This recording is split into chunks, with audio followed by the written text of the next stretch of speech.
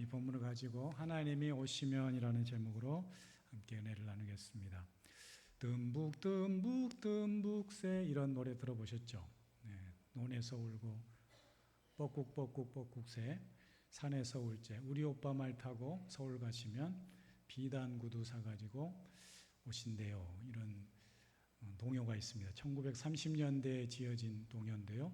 이전에 우리 기성세대들은 교과서에도 실렸던 노래이기 때문에 잘 알고 있는 노래입니다. 이 노래는 최순애 씨가 작사를 하고 또 우리가 잘 아는 박태준 씨가 작곡을 한 오빠 생각이라는 동요인데요.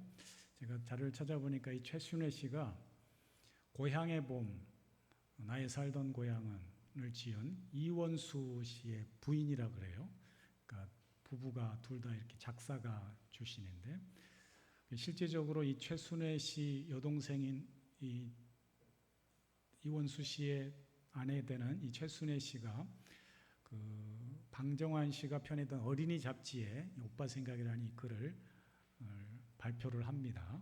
처음에는 이게 비단 구두가 아니고 비단 댕기 사가지고 오신대요. 이렇게 초고인 올라갔는데 나중에 이 작사로 노래로 가사로 붙이기 위해서 그 오빠인 최영주 씨가 바꿨다고 합니다. 비단 구두로.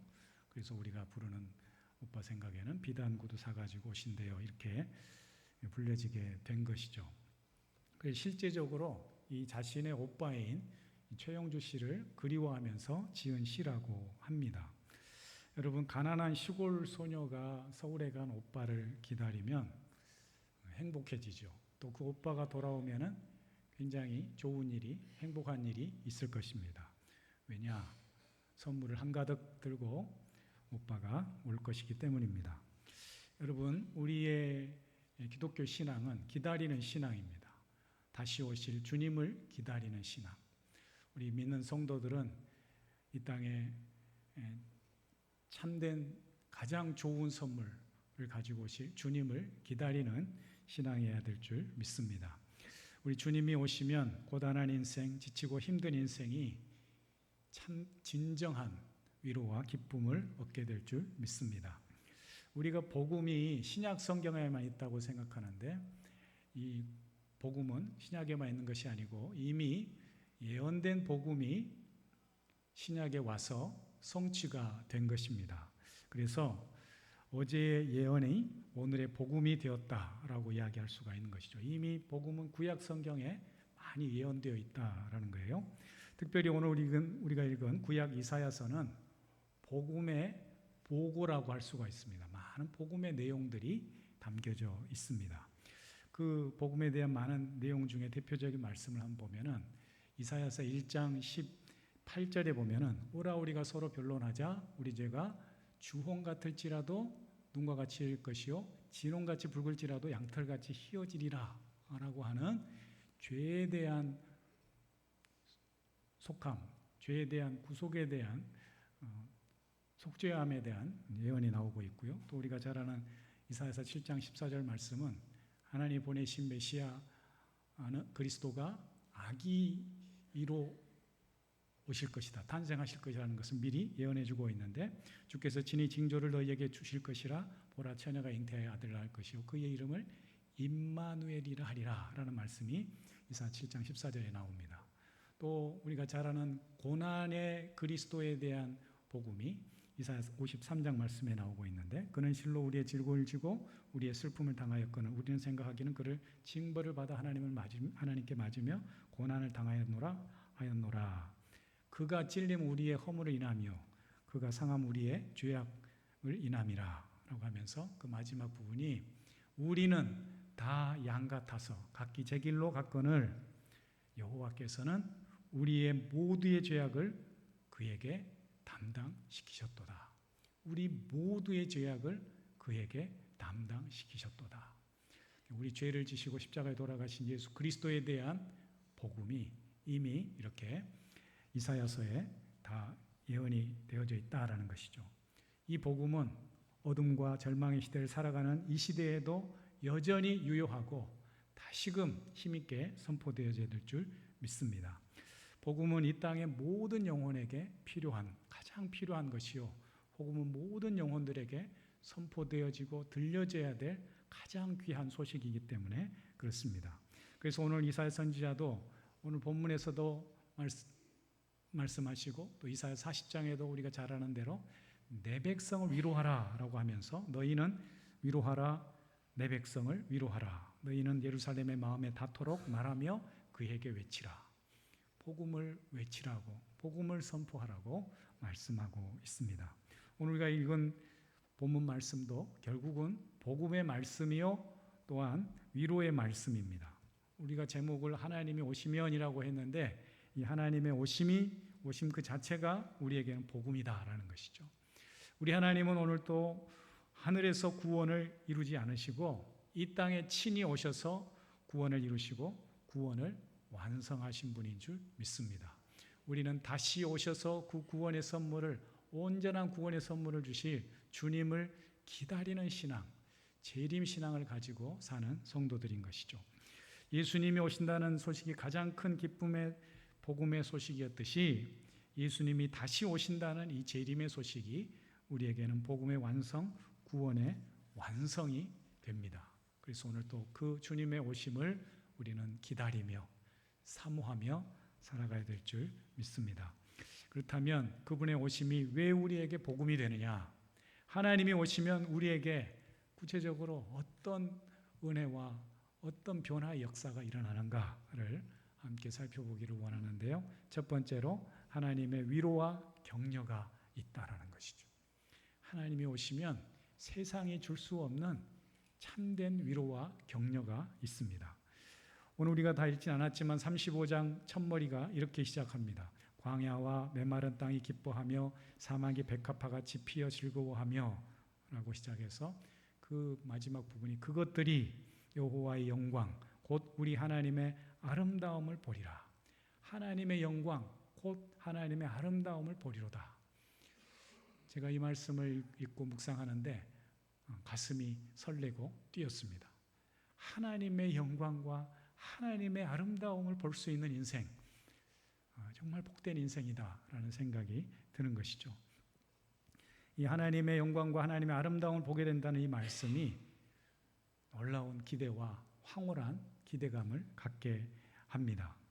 우리가 여행을 떠나는 목적 중에 하나는 여러 가지가 있을 수 있지만 가서 새롭게 경험하는 그 경이로움, 그 놀라운 세계에 대한 깨달음을 얻기 위해서 여행을 간다고도 합니다. 그 경이로움을 맛보기 위한 것, 여행의 중요한 목적 중에 하나인데요. 전혀 새로운 세계를 경험했을 때에 우리에게 감동과 기쁨이 있습니다.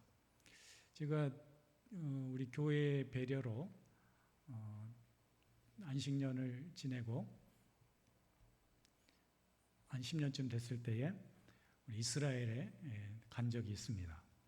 이스라엘 성지 순례를 친구 선교사와 함께 저 밑에 이스라엘 남쪽 부엘세바 지역에서부터 시작해서 한 일주일 정도를 쭉 위로 올라가면서 마지막 그 헐몬산까지 가는 그 여정을 한번 여행한 적이 있습니다. 성지 순례를 한 적이 있습니다. 근데 그때 그 감동을 지금도 잊어버릴 수가 없어요. 왜냐하면 밑에 이스라엘 남쪽은 특별히 예루살렘 그 아래쪽으로는 굉장히 황량한 광야입니다. 광야. 불 한 포기도 잘 살질 수 없는 그런 광야 지역인데 거기서부터 그 황량한 광야를 거쳐서 여리고를 거쳐서 저 위쪽에 올라가니까 막 물이 쏟아지기 시작하는 거예요. 텔단이라는 곳에 이렇게 물줄기가 쭉 흘러내리는데 그러다가 바니아스 폭포에 가면은 폭포수물이 막 쏟아집니다. 정말 경이롭더라고요. 와, 이스라엘이 그 큰 땅도 아니에요. 우리나라처럼 우리나라를 뭐 한반도를 삼천리라고 하는데 그런 뭐 수천 킬로도 아니고 아주 뭐 강원도 정도 땅밖에 안 된다는 그 좁은 땅에서 아래쪽은 굉장히 황량한데 조금 올라가니까 물이 막 폭포수가 쏟아지는 갈릴리 지역 위쪽으로는 물이 너무 풍성한 그런 것들을 경험했을 때에 정말 감탄이 터져 나오더라고요. 와, 이러니까 이 땅을 젖과 꿀이 흐르는 땅이라고 할 수 있는 거구나라는 생각이 들고, 그러면서 이런 게 바로 여행이 주는 힐링이구나, 그런 생각을 해본 적이 있습니다. 우리의 믿음 세계도 마찬가지입니다. 우리 그런 세계를 맛보고 장차 완성될 하나님 나라를 꿈꾸며 나아가는 것, 이것이 우리의 믿음의 최종 목표인 것이죠. 우리의 믿음은 그런 놀라운 세계를 선물로 주실 하나님을 날마다 기대하며 사는 것입니다. 따라서 하나님이 오신다라는 이 말은 복음을 가진 메시아 예수 그리스도가 오신다라는 말이기도 하고, 동시에 예수님이 다시 오셔서 완성할 하나님 나라가 온다라는 말이기도 합니다. 따라서 오늘 본문을 한 문장으로 요약하면, 연약한 우리 인생에게 하나님이 찾아오셔서 하나님의 놀라운 영광과 또 아름다움을 맛보게 하시고, 또 뒤에 나오는 것처럼 온전한 치유와 회복을 위해서 하나님이 오신다, 하나님이 우리에게 찾아오신다라고 말씀드릴 수가 있습니다. 그래서 오늘 본 말씀의 4절에도 보면은 보라 너희 하나님이 너희에게 오사라고 하면서 온다라는 표현이 2번이나 반복되고 있어요. 너희 하나님이 오사, 또 하나님이 오사 너희를 구하신다. 하나님이 오셔서 우리에게 놀라운 구원의 은총을 허락해 주신다라고 말씀합니다. 이것이야말로 우리에게 진정한 위로와 힘이 되는 것이죠. 그래서 두 번째로 하나님이 오시면 구원의 은혜가 있습니다. 구원의 은혜. 우리 인생들에게 진정한 위로는 하나님의 구원입니다. 죄인들에게 가장 필요한 것은 죄에서 구원받고 천국 백성이 되는 것입니다. 하나님의 영광을 대면한다는 말은 하나님이 계신 곳, 영광스러운 곳에 우리가 참여하게 된다라는 말입니다. 여러분, 우리의 믿음의 결국은 영광을 맛보는 것입니다. 하나님의 영광에 참여하는 것입니다. 마태복음 25장에 보면 달란트 비유가 나오는데 5달란트 받은 사람, 2달란트 받은 종에게 그 주인이 이렇게 칭찬을 하잖아요.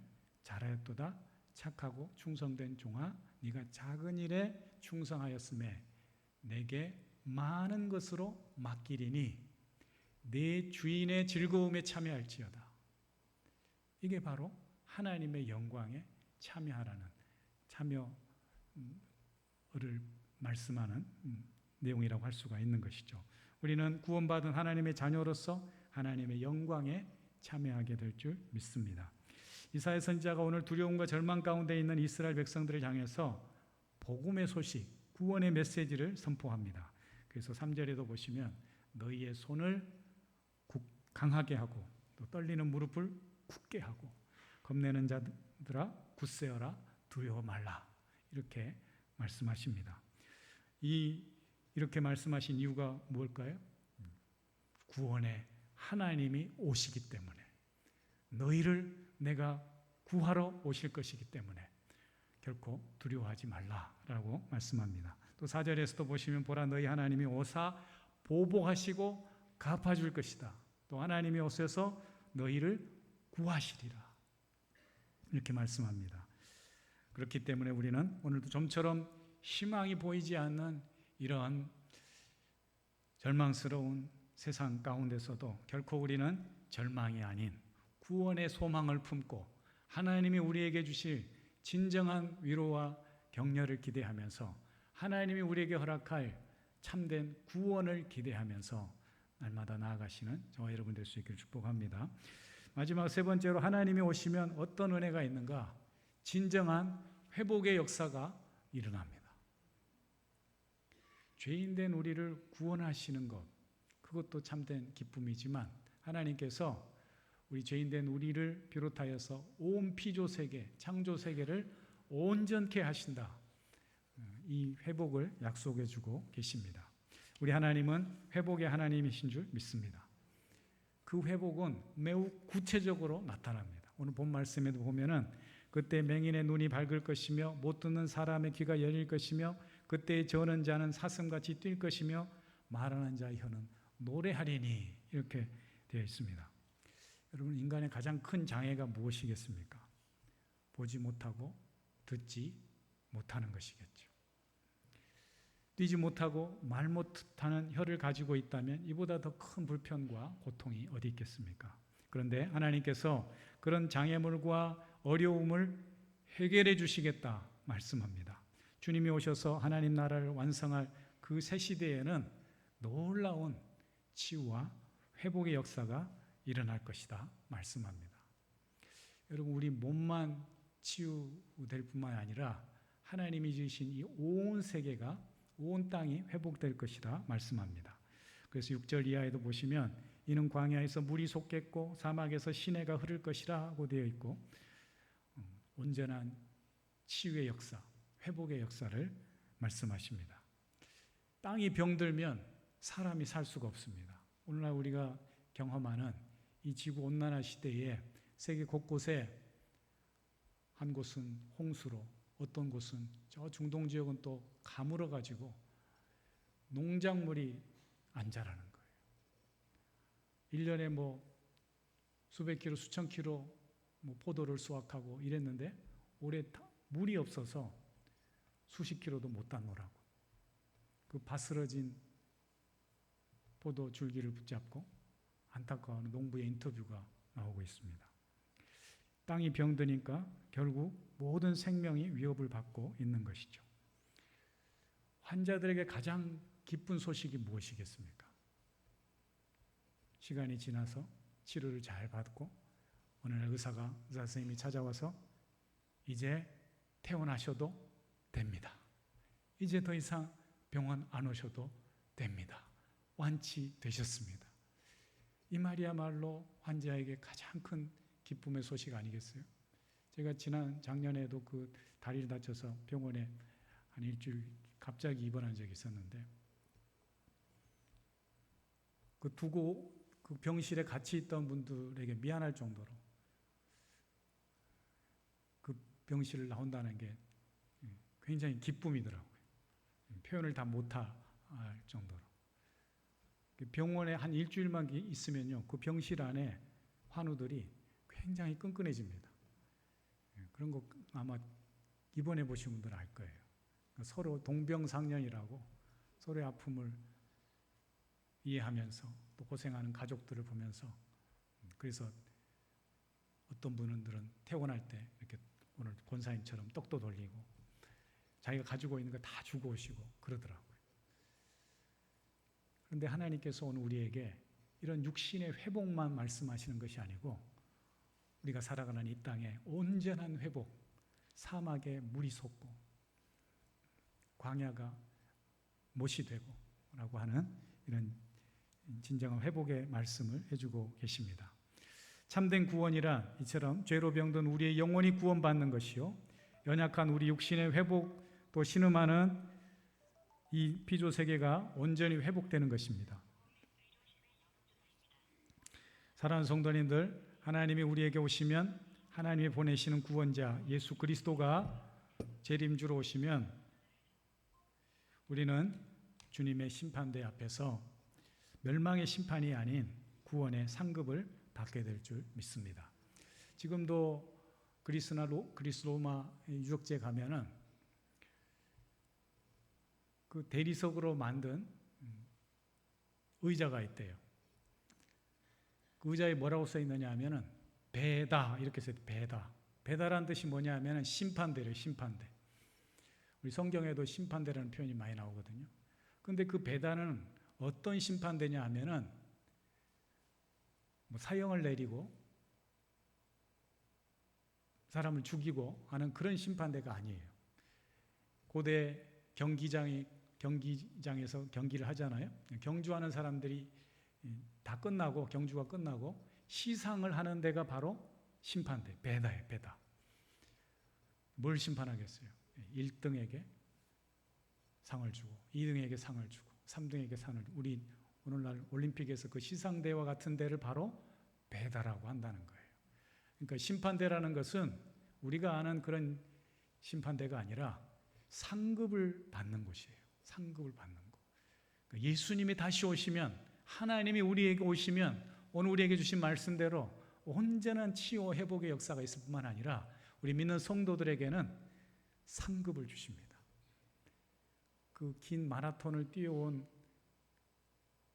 1등한 선수에게 월계관을 씌워주잖아요. 월계관을 씌워주면서 그 승리자에게는 박수를 3번 받는다고 합니다. 그래서 처음에 들어올 때 무슨 개선문 같은 데를 통과할 때 박수를 받고, 나중에 또 왕에게, 왕 앞에서 월계관을 받을 때 박수를 받고, 이런 식으로 그 선 곳이, 왕이 선 곳이 바로 배달하는 심판대라는 것이죠. 여러분, 그날을 기대하십시오. 하나님이 오셔서 우리를 온전히 회복시킬 그날을 고대하며 소망 가운데 인내하며 끝까지 승리하시는 우리 권속들이 될 수 있기를 축복합니다. 우리 사랑하는 귀한 우리 그 이규인 어르신이 나오셨는데 얼마나 기쁜지 모르겠어요. 그 전에 우리 실버대 할 때 교회에 발을 들여놓으시고 교회에 이렇게 출입은 하셨지만 신앙 고백을 가지고 교회 나와서 예배 드리진 않았잖아요. 그런데 제가 신방 가서 여쭤보니까 할머니 올해 연세가 어떻게 되세요? 그러니까 90세래요. 90세. 90세라도 교회 나와서 예수님 믿고 하나님께 예배 드릴 수 있으면 얼마나 감사합니까? 이게 구원의 복인 거예요. 하나님이 우리를 구원시키기 위해서 아들 예수님을 보내주셨고, 그 아들 예수님이 우리 모든 죄를 지고 십자가에 죽으실 뿐만 아니고 이제 이 땅에 다시 오실 때에 이 신음하는 세상, 이 죄로 관영한 이 세상을 온전히 회복시킬 것이라고 하는 이 복음의 말씀을 오늘 이 이사야 선지자를 통해서 우리에게 들려주고 계십니다. 이 복음에 참여한 기쁨을 가지고 우리에게 온전한 그 구원의 은혜에 초청한 그 하나님께서 우리를 끝까지 지키시고 믿음으로 승리케 하시고 온전히 회복될 그 하나님의 영광을 맛보게 하실 줄 믿고 끝까지 승리하시는 저와 여러분이 될 수 있기를 축복합니다. 기도하겠습니다. 하나님 아버지, 우리에게 이 귀한 믿음을 주셨사오니 믿음을 붙들고 말씀을 붙잡고 나아갈 때에 우리의 인내의 열매는 기쁨으로, 또 온전한 회복의 열매로, 또 소망의 열매로 우리에게 주어질 줄 믿고 날마다 주님 손 붙들고 한 걸음 한 걸음 승리하며 나아가는 우리 모두가 되게 하여 주시옵소서. 예수님의 이름으로 기도합니다. 아멘.